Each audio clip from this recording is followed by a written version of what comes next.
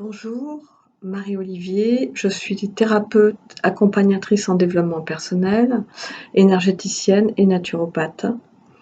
Je suis basée à Lorient et je voulais faire cette vidéo car beaucoup de personnes viennent me voir avec des problématiques psycho-émotionnelles en lien d'elles-mêmes à elles-mêmes, et quand on situe un peu l'endroit où ça se passe aussi dans leur vie, c'est souvent dans la vie amoureuse. À mon sens, les difficultés de relationner sont une partie importante, à la fois de source d'évolution de l'âme, mais aussi de frein, de difficultés, on va dire, dans le cheminement. Et par l'ignorance de certaines choses en nous, c'est simplement de l'ignorance, nous évoluons, nous répétons les mêmes schémas relationnels. Alors là, aujourd'hui, c'est plutôt dédié à la relation amoureuse, mais parfois ça peut être dans la relation amicale, qui est à mon sens une forme d'amour, hein, et la relation familiale. Mais dans la relation amoureuse, il y a vraiment, on va dire, un champ de conscience à explorer de qui nous sommes, et qui nous sommes, mais pas tout seul. C'est-à-dire que pour nous connaître un peu plus, on a besoin de relationner. Ça fait partie de nos besoins, même si certains profils luttent contre ce besoin, mais tout le monde a besoin de relationner. Donc on va développer dans cette sphère de notre vie des stratégies comportementales en fonction du mode de survie qu'on a mis en place dans la toute petite enfance par rapport à la relation avec nos parents, à ce que nous vivions avec nos parents, à l'environnement. Nous avons mis des systèmes de survie en place. Et donc, ce système de survie, on l'a gardé en tant qu'adulte, alors que quand il se joue, ce système de survie, en fait, on est l'enfant de moins de 7 ans en général, qui comment se comportait pour survivre, pour, entre guillemets, échapper à la mort, à la disparition, à sa disparition, mettait ça en place. Et adulte, on a continué à le faire. Donc quand on est là, dans ce mode de survie, je vais en parler après, et à la fois aussi dans des blessures qu'a développé Lise Bourbeau, hein, les 5 blessures de l'âme qui nous empêchent d'avancer, au même titre que les stratégies de survie qu'on a mis en place. Et ben, le croisement entre ces stratégies de survie et les blessures font que, à un moment donné, ça coince. Ça coince et deux attitudes viennent, on va dire, en réaction, c'est le combat ou la fuite. Donc selon le profil, le mode de survie, la blessure, on va mettre soit le combat, soit la fuite. Et on va être dans des systèmes aussi de dépendance affective et de contre-dépendance affective. Donc on va être dans une nier ses besoins, vouloir être comme l'autre, être inauthentique, être dépendant, s'accrocher à l'autre, ou fuir l'autre. Dès qu'il y a quelque chose, on va avoir peur et on va fuir, mais on se fuit en réalité, hein. Et donc on n'est pas dans la vie en fluidité avec la vie, avec qui nous sommes et ce qu'on a à vivre sur cette terre en fait. Donc c'est un petit peu embêtant. Certains profils vont focaliser sur la vie amoureuse, donc c'est plutôt les dépendants. Et d'autres vont, voilà, ça va pas être du tout leur terrain de jeu, ça va être, ils vont miser sur des passions autres, et cetera pour sublimer. Pour sublimer, il y en a qui subliment dans la relation amoureuse et il y en a d'autres qui subliment dans des passions. Donc voilà un petit peu comment se dessinent, ces difficultés relationnelles par rapport au mode de survie. Donc la relation amoureuse, on recherche, un peu le paradis perdu. C'est-à-dire on recherche une harmonie constante et cette harmonie constante n'existe pas. En fait, cette harmonie, elle est, par moment elle est là, par moment elle n'est pas là. Mais quand elle n'est pas là, quand il y a des incompréhensions, voire des conflits, c'est aussi le moment pour aller voir en nous, et d'abord en nous, très souvent, on va aller chercher chez l'autre, on va chercher un responsable, et en fait, pour un peu se dire, hein, moi, c'est victime, hein, c'est le statut de victime. Et donc, on va, comment dirais-je, aller voir chez l'autre ce qui ne va pas. Et en réalité, effectivement, il peut y avoir des choses qui ne vont pas chez l'autre, mais c'est sur soi qu'il faut aller voir d'abord. Aller conscientiser certaines choses, certains comportements, sans les juger, parce que le mode de survie, c'est un mode de survie qui a été mis en place et il est plus ou moins conscientisé. Et l'objectif, un petit peu, de l'atelier que je fais à Lorient régulièrement, c'est d'aller mettre de la conscience le plus possible dans nos stratégies pour ensuite adopter des comportements plus souples, plus inédits, qui peuvent étonner l'autre, d'ailleurs, soit dit en passant, mais qui peuvent aussi être très, à la fois très challengeants, mais à la fois pouvoir s'accueillir, accueillir l'autre dans sa vulnérabilité. Parce que dans les relations, souvent, on ne sait pas faire ça. Alors, il y a des personnes qui arrivent plus facilement à parler de leurs émotions. Alors, souvent, c'est un peu plus les femmes, mais en fait, on reste en surface. Et donc là, ce qui cause aussi la désharmonie, c'est la non-intimité dans le couple, ne pas oser être soi-même, donc ne pas oser dire, ne pas oser faire autrement que l'autre, euh, ne pas oser se dire, ben, aujourd'hui j'ai envie d'être seule, par exemple, ne pas parler de ses envies. Ne pas parler aussi de ce qu'on a vécu avant dans l'enfance et qui explique aujourd'hui nos comportements. Ça, c'est un petit peu dangereux parce que on va me trouver ceci, on va me trouver cela, le regard des autres, on va me juger, on va me rejeter, on va m'abandonner, voilà. Donc il y a toutes des idées sur le fait que l'autre il va réagir de telle façon, donc c'est les fameuses projections. Toujours en lien avec notre enfance, hein. On ramène à l'enfance, aux parents que nous avons eus, aux parents de nos parents, donc à tout l'arbre transgénérationnel, hein. Donc, c'est pas l'objet de la vidéo, mais ça joue aussi. Et donc de regarder un peu le couple ou les couples qu'on a formés et de regarder un peu le couple de papa-maman. Et quelquefois, même, je lisais récemment un livre qui disait aussi que quand on prend un conjoint, ben souvent, ce qui est étrange, c'est que le père du conjoint pour une femme est tout l'inverse du père qu'on a eu.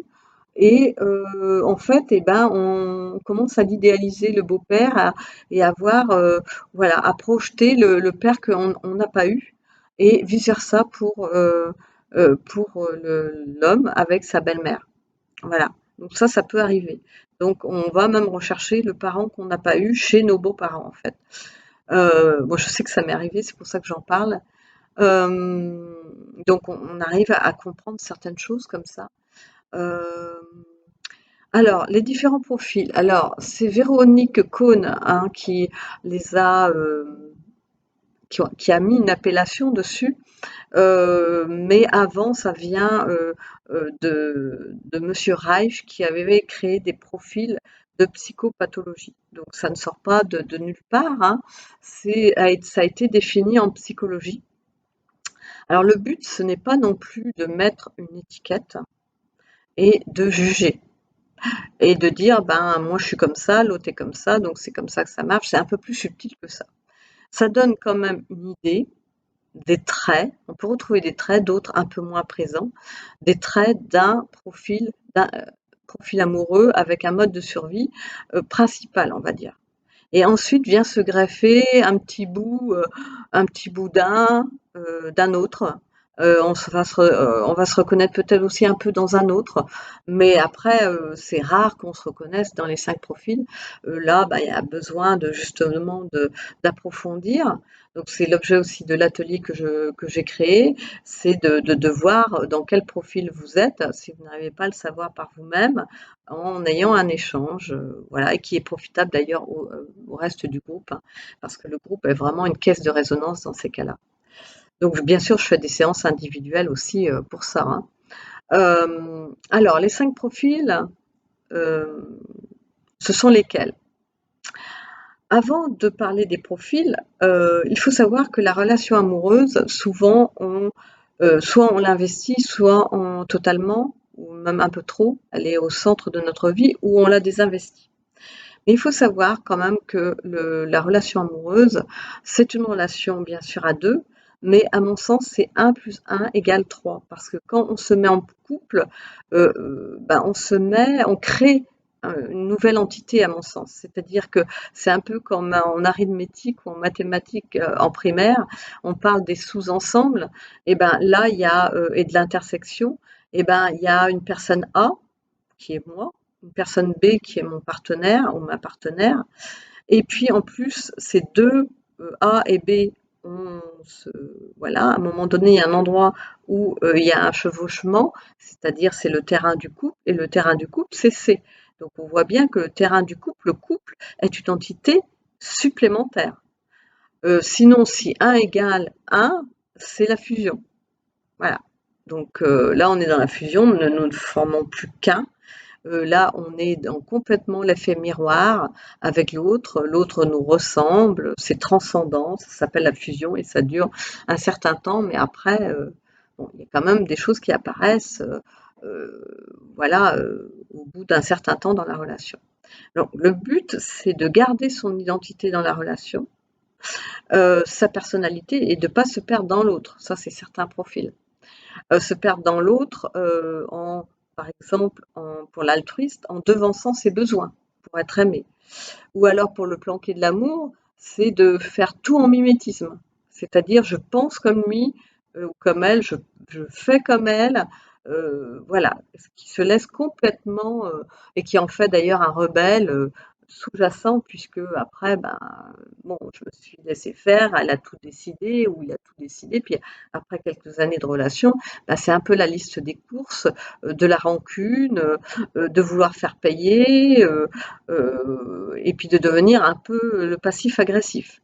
Oh ouais, d'accord, elle a dit ça, il a dit ça. Je suis pas d'accord, je le fais pas savoir, j'aimerais faire autre chose, je le dis pas, mais d'un autre côté, ben, je boude, voilà, je refuse de faire les choses ou je les retarde. C'est ça le passif agressif, hein. En surface, oui, oui, oui, et puis en profondeur, c'est non, non, non. Mais il n'aime pas dire son, comment dirais-je, sa désapprobation de peur de, de plus être aimé, de peur d'être rejeté, d'être abandonné. Là, ça se mélange un petit peu sur ce profil-là. Donc voilà un peu un exemple, hein. Donc quand les modes de survie sont en place, sont enclenchés, bah, souvent c'est une relation d'enfant à enfant et pas d'adulte à adulte. Ça, faut le savoir. Alors, au niveau de premier profil, voilà, que j'aime bien parler de ce profil parce que je suis ce profil. Il faut se dire que tout le monde a un profil amoureux lié à un mode de survie. Tout le monde, vraiment tout le monde. Par contre, l'ego peut se mettre en place et dire bah non, ça me ressemble pas, mine de rien. C'est plus ou moins conscientisé, hein. Donc le but aussi, c'est d'apprendre à conscientiser. Donc l'altruiste, lui, en général, c'est lié à la blessure d'abandon. L'altruiste, lui, il va tout donner pour se faire aimer. S'il n'est pas utile à l'autre, il ne peut pas être aimé. Donc, il va devancer les besoins de l'autre, il va être dans une relation amoureuse, il va plutôt s'accrocher, va être plutôt dépendant affectif, dépendant que l'autre le remercie, parce qu'en fait, quand il donne, l'altruiste, il donne, mais il donne pas sans compter. Au contraire, il compte et il attend en retour. Donc, il donne pas comme ça, c'est pas le don gratuit, c'est il attend en retour un signe de reconnaissance de la personne. Donc, c'est quelqu'un qui elle est assez prétention dans moi j'aime, moi j'aime, moi j'aime, moi j'aime. Il s'est donné énormément à se perdre dans l'autre d'ailleurs, mais il ne sait pas recevoir.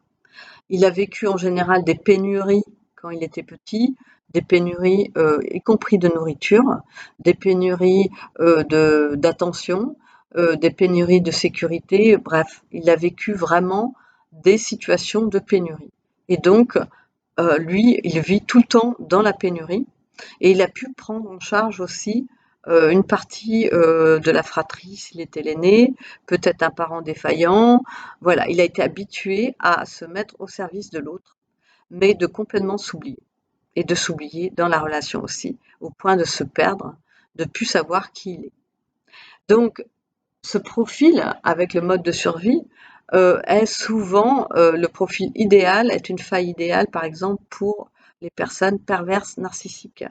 Alors, perverse narcissique ou simplement toxique ou profil alpha que dont on verra tout à l'heure, plus. Mais ce n'est pas aussi fréquent qu'on croit, hein. Le pervers narcissique, c'est un peu, le terme est un peu, comment dirais-je, employé bon, à tout, quoi, hein, pas à bon escient forcément. Donc, on va pas forcément classer la personne, comment dirais-je, en perversion narcissique, mais souvent se mettre quand même avec des personnes plutôt narcissiques, plutôt égocentrées. Donc ça leur montre quelque part qu'ils ont aussi à être un peu plus centrés sur eux, hein. Ça c'est, voilà, en fait on attire dans notre vie des personnes qui nous complètent en général. C'est rare que ce soit quelqu'un qui nous ressemble. Quand on dit qui se ressemble, s'assemble, c'est pas tout le temps vrai en fait. On va rechercher la complétude des petits morceaux de nous qu'on a perdus en passant, ce qu'on appelle la complétude, l'unité en nous avec des qualités, des particularités qu'a l'autre personne et que nous, on n'a pas su développer et que la personne nous montre à développer. Par exemple, quelqu'un d'hyperactif qui ne se pose pas va se mettre plutôt avec quelqu'un qui est plutôt posé, ça a été mon cas d'ailleurs, qui est plutôt posé pour développer ce côté justement, je me repose, je prends soin de moi, voilà. Donc ça se complète en fait. Donc c'est là où c'est intéressant dans la relation. Quoi dire encore sur l'altruiste? J'ai dit que c'était en lien avec la blessure d'abandon, qu'il s'oublie, qui est dans la dépendance affective, qu'il il idéalise l'autre, il le met sur un piédestal et se diminue. Donc, en général, c'est un complexe plutôt d'infériorité, sauf quand il prétend que lui, il sait aimer, mais à fond, lui, c'est les autres qui savent pas aimer. Souvent, il y a une prétention, ben là, on est plutôt dans dans un complexe de supériorité. Mais en général, c'est plutôt un complexe d'infériorité. Donc, quoi dire d'autre? Oubli de ses besoins complets, et même s'il les sent, donc il se connaît très peu, s'il le sent, bah non, mais de toute façon, je dois d'abord être là, être utile pour les autres, je dois être là d'abord pour les autres et moi je passe après. C'est Il ne sait que faire ça jusqu'au jour où ben, il va avoir un burn-out émotionnel et il aura trop fait passer ses besoins, comment dirais-je, avant ceux des autres et se rendre compte que bah voilà, il nourrit les autres avant de se nourrir lui-même. Et donc, il va être tellement, on va dire, il sera tellement perdu, il sera tellement appauvri dans la relation qu'il va s'en rendre compte à un moment donné.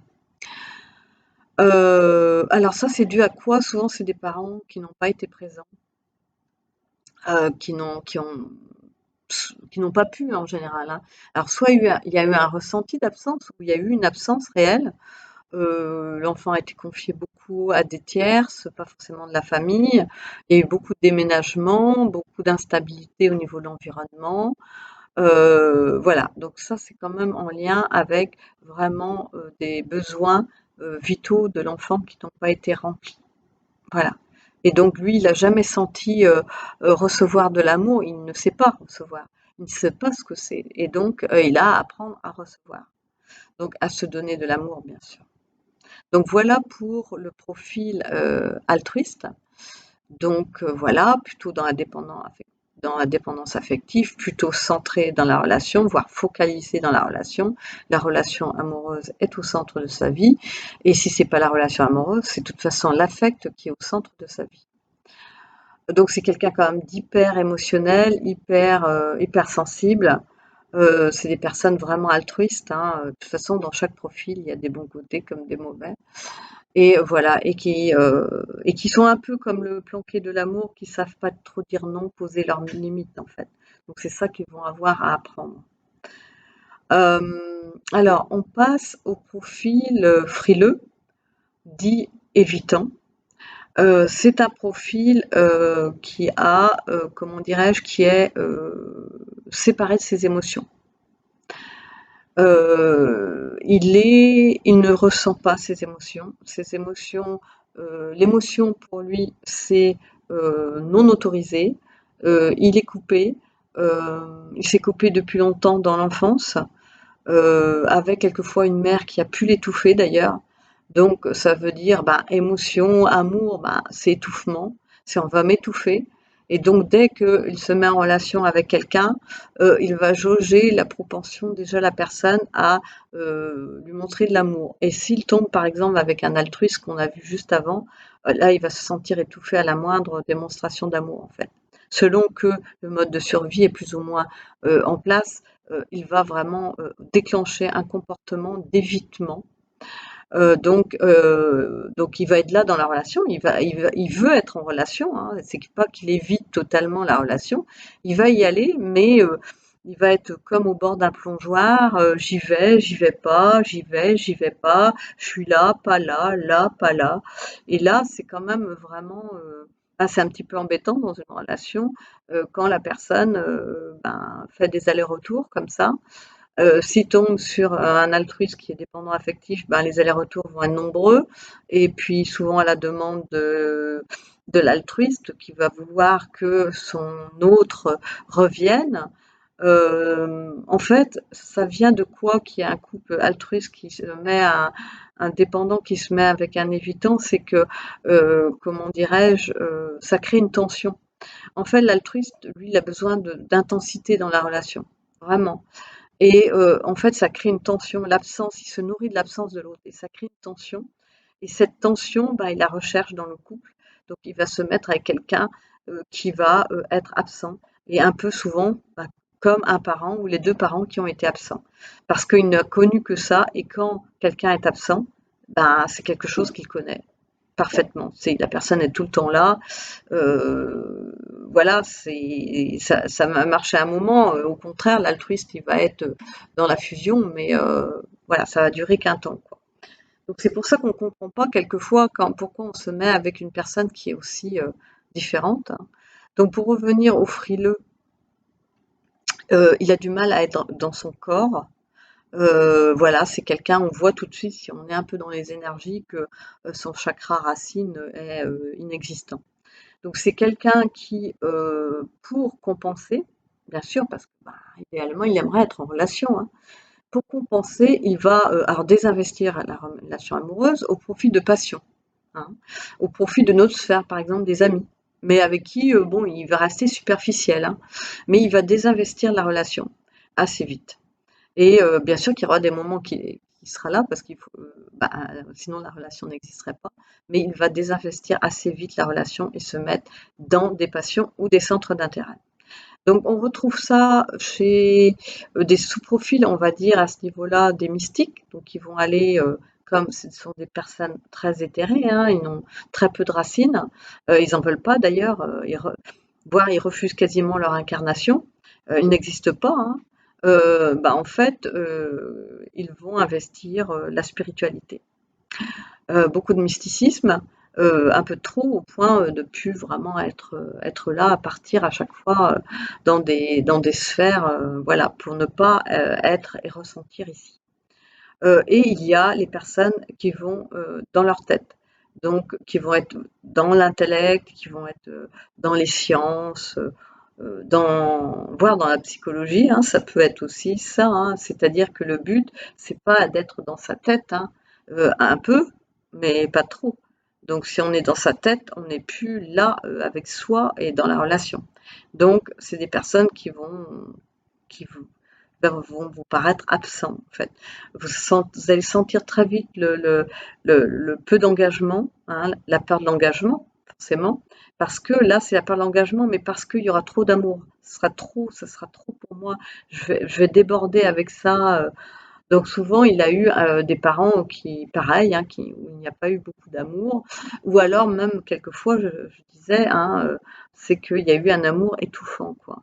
Étouffant et surtout sans doute de la mère, mais ça peut être de deux parents, ou même d'un grand-parent, hein, mais un sentiment d'étouffement, de non-liberté. Donc eux, ils ont besoin de leur liberté, sauf que en fait, c'est l'interdépendance, hein, qui est bonne, c'est pas l'indépendance, contrairement à ce qu'on croit.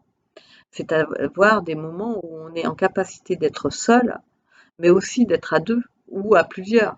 C'est ça l'interdépendance. Et là, on prône beaucoup dans cette société qu'il faut lutter contre la dépendance.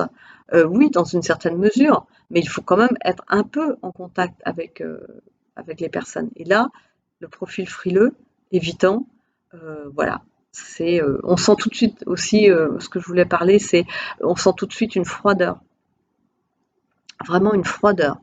Donc là, c'est quand même plutôt la blessure de rejet, abandon aussi, mais plutôt la blessure de rejet qui est à l'œuvre. Et donc c'est quelqu'un qui ne va pas du tout s'engager dans la relation. Et au moindre signe où il va commencer à se laisser aller, il va vouloir contrôler. Et il va vouloir contrôler, pas en restant dans la relation, mais en partant, donc en fuyant, hein. Donc voilà, c'est combat ou fuite, et la voie du milieu, c'est ni l'un ni l'autre, hein. Donc en fait, là, lui, il va fuir. Et il va se fuir. Donc ça, c'est le frileux.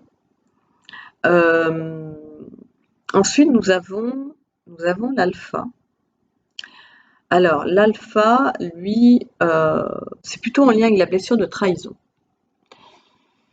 Donc, lui, ça va être plutôt je dois être parfait pour exister. Donc, il a eu des parents en général qui lui ont mis la pression, euh, comment dirais-je, il a été au service de ses parents, il a été utilisé par ses parents à différents niveaux, à les remplacer éventuellement aussi, leur faire valoir, voilà, le faire valoir des parents. Fallait que, voilà, petit, adolescent, plutôt jeune adulte, fallait qu'il réussisse dans ses études et qu'il fasse, à la limite comme papa ou maman, ou du moins ce que n'avaient pas réussi à faire les parents. Donc, on l'a utilisé. Donc, il s'est senti utilisé. Donc, qu'est-ce qu'il va développer? Il va développer la méfiance. Là, il se méfie de tout le monde, mais vraiment de tout le monde. Donc, c'est quelqu'un de dominant, c'est quelqu'un de contrôlant, c'est quelqu'un qui va vouloir exercer son pouvoir sur l'autre. Il va avoir tendance à dire que lui, il a raison, l'autre a tort, à devoir dire ce qui est bon à l'autre. Voilà, hein, moi je sais ce qui est bon pour toi, mais toi tu sais pas ce qui est bon pour toi. Donc si il a par exemple une personne altruiste avec lui, il va complètement le mener par le bout du nez, du moins un moment, quoi, parce que ça fait partie des expériences, hein. Voilà, ça fait partie des expériences de vie. Voilà, vous pouvez deviner que je l'ai eu, cette expérience de vie. Et donc, à un moment donné, bon, ça va s'arrêter, mais voilà, il sait mieux que l'autre ce qui est bon pour lui. Donc tout ça, c'est dans une volonté de contrôle, parce qu'il a peur de se faire avoir. Il a peur d'être trompé, il a peur d'être utilisé. Et ça, c'est vraiment souffrant aussi, hein. Donc la personne va rester en relation, voilà, il va pas forcément fuir, il va plutôt combattre. Il va plutôt combattre et que les choses soient comme il veut qu'ils soient, hein. Donc beaucoup de profils de chefs d'entreprise, de responsables de structures, de gens plutôt autonomes. Là, on est vraiment chez des personnes qui sont très, très autonomes, et qui vont, comment dirais-je, vouloir vraiment dominer. Et on a à avoir son pouvoir intérieur, on a le pouvoir que sur soi, bien évidemment, et on n'a pas le pouvoir sur l'autre, ni sur les situations, et pas sur le couple non plus, hein. On a le pouvoir, chacun, de décider pour soi-même, et ça, c'est super important. Donc, c'est des personnes épris de liberté aussi, d'indépendance, et ils vont priver de liberté leur conjoint ou leur conjointe, hein. Mais sans s'en rendre compte, encore une fois, c'est plus ou moins conscientisé. C'est pour ça qu'on dit que souvent c'est des personnes toxiques, certaines peut-être parce qu'ils le conscientisent, hein, ils peuvent même manipuler, hein, manipuler pour ne pas être trahis, et puis le jour où ils sont trahis, par contre, il n'y a plus personne, hein. Vous ne récupérerez jamais une relation avec un alpha, hein, parce que l'alpha, lui, il ne supporte pas la trahison, et donc il ne supporte pas de se faire avoir. Donc, si jamais il sait que son partenaire ou sa partenaire a eu une maîtresse ou un amant, c'est fini. En général, c'est vraiment fini. Donc, c'est vraiment la grande peur d'être trahi. Voilà. Par contre, c'est quelqu'un qui va se trahir, qui va facilement se trahir, mine de rien. Les blessures, le principe, c'est qu'on se fait déjà à soi-même ce qu'on fait aux autres, hein. La blessure d'abandon, on s'abandonne. La blessure de rejet, on se rejette d'abord soi. La blessure de trahison, on se trahit d'abord soi, on ne suit pas ses besoins, ses envies. L'injustice, on est injuste envers soi-même, on juge beaucoup. Et puis l'humiliation, c'est qu'on ne se respecte pas et on peut même avoir honte de soi-même. Donc, pour revenir à l'alpha, il est vraiment dans une toute puissance, hein. C'est très yang, hein, comme énergie. Alors, c'est vrai que j'ai pas dit les énergies jusque-là des profils, mais le profil altruiste est plutôt yang aussi. Le profil frileux est yin, lui, hein, il est très yin en général, très yin. Et puis l'alpha est plutôt yang aussi. Quand je dis plutôt, c'est quasiment systématique, du moins au tout début, quand il n'y a pas eu de prise de conscience, parce que le but c'est d'être équilibré en yin et en yang, hein, dans la relation. Ça s'appelle aussi la complétude quelque part.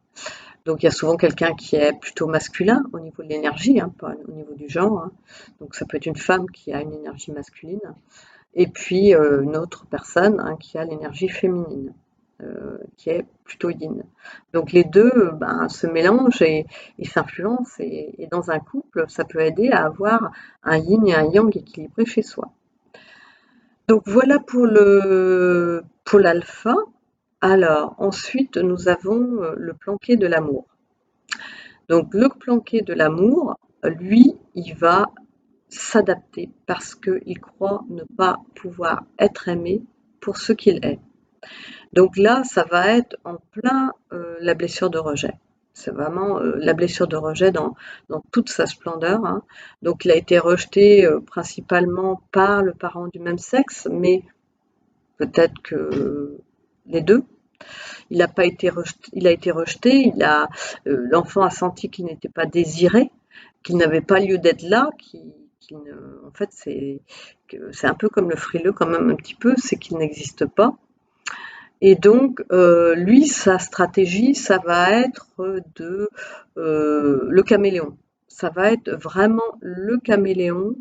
En fait, il va faire tout par mimétisme, d'une manière inconsciente, hein. Surtout pas montrer à l'autre mes zones d'ombre, mes défauts, surtout pas qu'on voit que je sois imparfait, ou sinon on va me quitter, hein. C'est la peur d'être quitté. Donc c'est quelqu'un qui est plutôt dans la dépendance affective aussi, comme l'altruiste. Mais bon, voilà, ça dépend, hein, ça dépend, mais quand même, il ou elle peut être dans la dépendance affective. C'est plutôt quelqu'un qui va rester dans la relation à ses dépens, c'est-à-dire sans jamais être vraiment lui-même.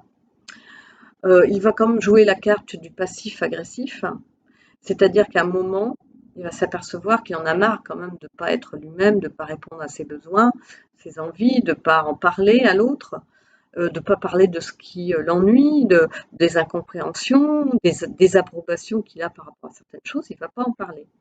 Sauf qu'à un moment, il va vouloir le faire payer à l'autre, et il va devenir ce qu'on appelle le passif agressif. Il va dire oui devant et il va dire non derrière.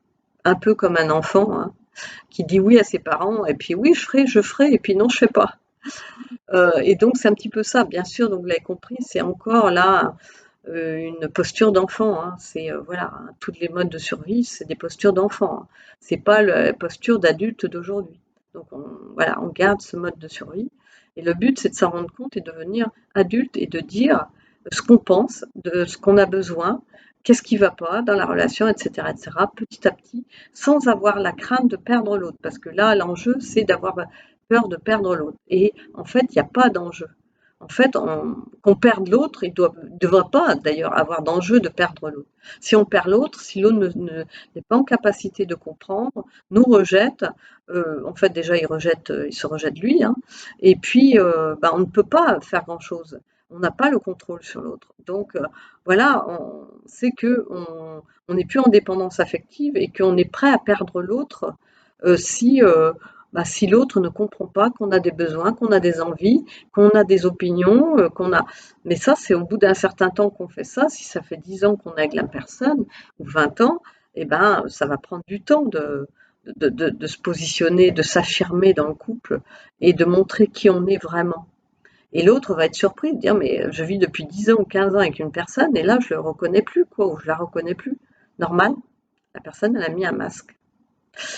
Donc ce masque-là, c'est vraiment, je crois que c'est le profil qui est le plus inauthentique possible, hein. Vraiment, il perd sa personnalité dans l'autre, complètement. Donc c'est pour ça qu'il se planque, c'est pour ça qu'on l'appelle le planqué de l'amour, parce qu'il se planque derrière un masque en fait. Derrière un masque et l'autre a l'impression de ah bah, j'ai le même en face, quoi. Il fait tout ce que je dis, c'est confortable. Pour un peu qu'on soit avec un alpha, bah, on va être dans une posture de domination-soumission, quoi. Là, il va avoir vraiment, voilà, quelqu'un qui est complètement effacé. Ça se voit pas mal dans les couples, hein. Quelqu'un qui est complètement effacé, qui dit pas grand-chose, et l'autre, voilà, qui demande même plus l'avis, hein, parce que la vie, de toute façon, c'est toujours oui. Donc, sans s'en apercevoir, l'autre, il ne demande plus l'avis, quoi.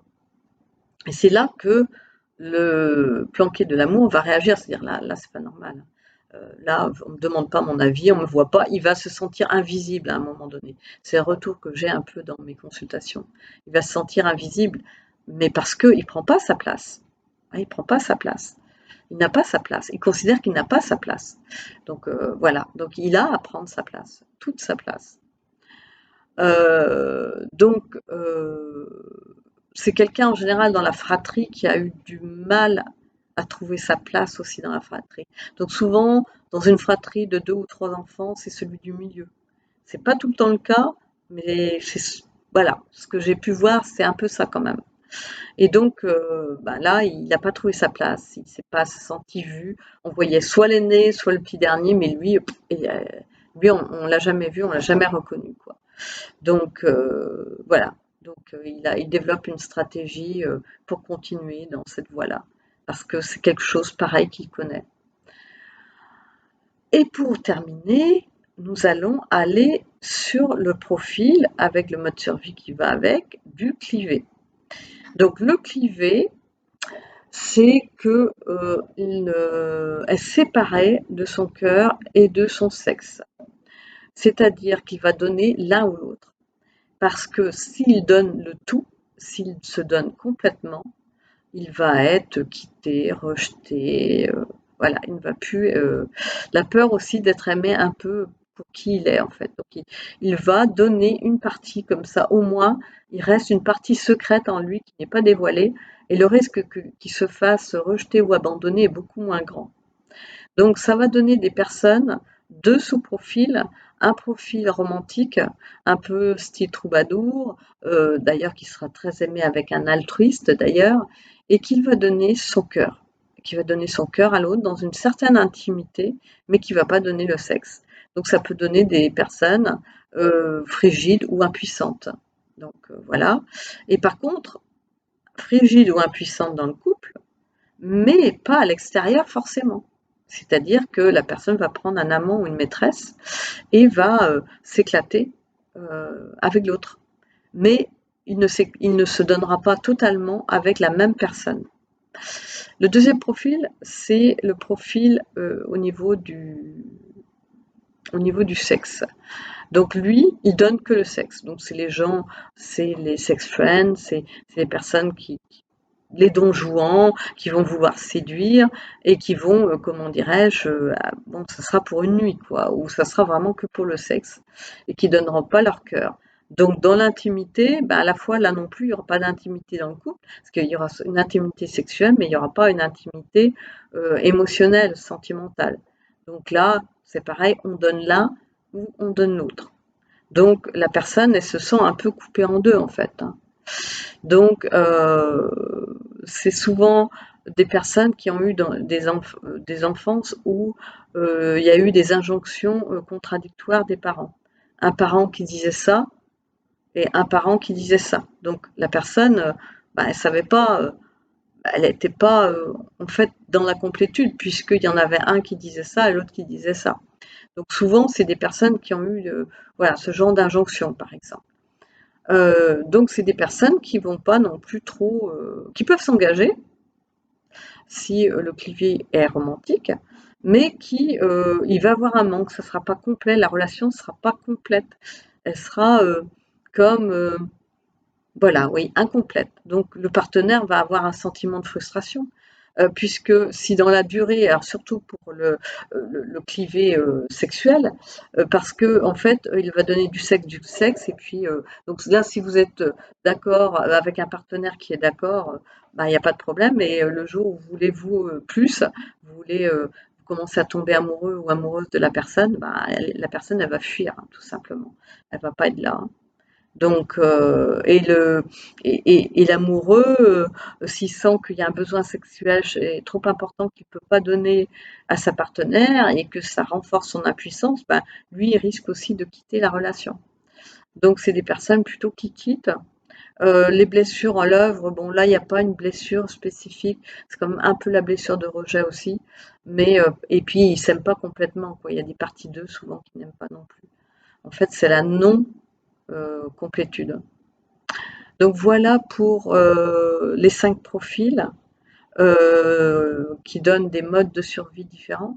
Donc c'est vraiment des modes de survie qui sont appelés à être aménagés pour retrouver de l'harmonie dans le couple. Donc voilà pour cette vidéo.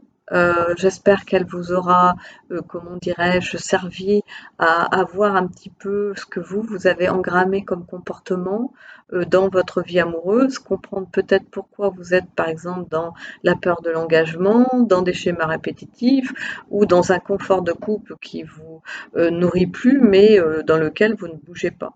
Voilà. Donc c'est un début de prise de conscience que j'espère que je vous apporte.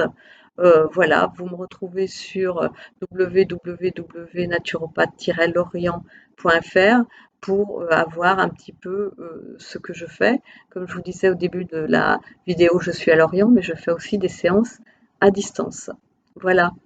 Je vous souhaite une bonne fin de journée. Je vous dis à bientôt pour une prochaine vidéo. Bien sûr, le message classique, n'hésitez pas à liker, à, comment dirais-je, à transférer la vidéo, à la partager, pardon. Ça aussi, ça me fait chaud au cœur parce que c'est de la préparation et j'aime j'aime donner, mais j'aime aussi recevoir. C'est aussi de la reconnaissance qui est chaud à mon cœur et qui me permet de poursuivre aussi dans ce sens et montrer votre intérêt fait que je développerai encore d'autres vidéos au fur et à mesure que j'avancerai parce que ces vidéos sont tirées de connaissances que j'ai, mais aussi beaucoup d'expériences personnelles et d'expériences à travers mon cabinet. Voilà. Allez, je vous laisse. À bientôt.